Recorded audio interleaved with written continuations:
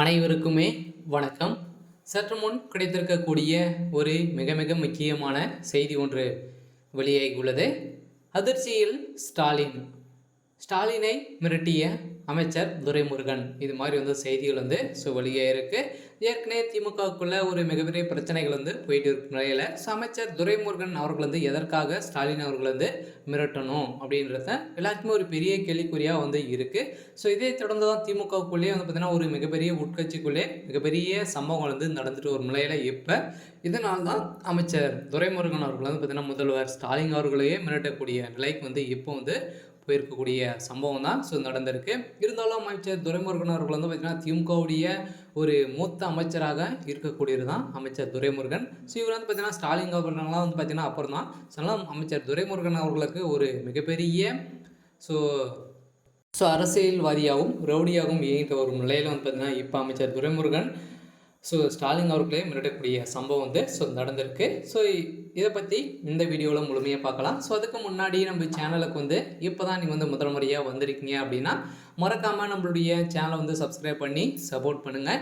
So வாங்க வீடியோக்குள்ளே போகலாம். ஸோ ஏற்கனவே பார்த்தீங்கன்னா அமைச்சர் துரைமுருகன் அவர்களுக்கும் முதல்வர் ஸ்டாலின் அவர்களுக்குமே பேச்சுவார்த்தை இல்லாமல் தான் பார்த்தீங்கன்னா இருக்காங்க இல்லையா. ஸோ ஒரு நிகழ்ச்சியில் உட்காந்தாலும் கூட பார்த்தீங்கன்னா பக்கத்தில் தான் உட்காருவாங்க. இருந்தாலும் எந்த ஒரு பேச்சு இருவருமே பேசக்கூடிய நிலை வந்திருக்கும். ஸோ எதனால் அப்படின்னு பார்த்தீங்கன்னா திமுகவுடைய மூத்த அமைச்சராக முதல்வராக ஆகக்கூடிய தகுதி அனைத்துமே துரைமுருகன் அவர்களுக்கு தான் இருக்குது.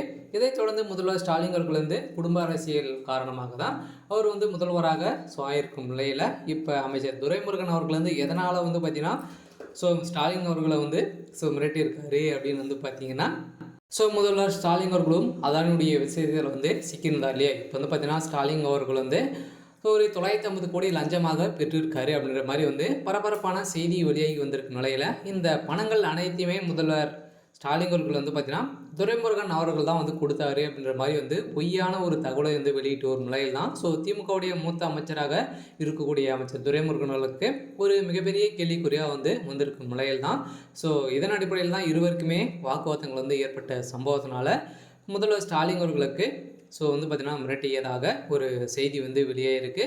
அதனால் முதல்வர் ஸ்டாலின் அவர்கள் பார்த்தீங்கன்னா இப்போ வசமாக சிக்கிய சம்பவத்தினால திமுகவுடைய தலைமையகத்துக்கே ஒரு மிகப்பெரிய இடியாக தான் இருக்கக்கூடிய சம்பவம். திமுகவுடைய ஆட்சி கலையத்துக்கான ஏற்பாடுகள் நடந்துட்டு ஒரு நிலையில் தான் இப்போ இருவருக்குமே சண்டைகள் நடந்திருக்கு. அனைத்துக்கும் காரணம் உங்களுடைய மகனும் நீங்கள் தான் மட்டுமே காரணம் அப்படின்ற மாதிரி தான் பார்த்தீங்கன்னா அமைச்சர் துரைமுருகன் அவர்கள் போனில் மூலமாக முதல்வர் ஸ்டாலின் அவர்கள் பேசிய நிலையில் இதன் அடிப்படையில் தான் அவர் மிரட்டியிருக்காரு. இதனால் உதயநிதியுடைய வாய்க்கொழுப்பால் இப்போ திமுகவுடைய ஆட்சிக்கு ஒரு கேள்விக்குறி வந்திருக்கு. இருந்தாலும் இன்றைக்கான அப்டேட் பார்த்தீங்கன்னா இதுதான். மறக்காமல் நம்மளுடைய சேனலை சப்ஸ்கிரைப் பண்ணிக்கோங்க. தேங்க்யூ.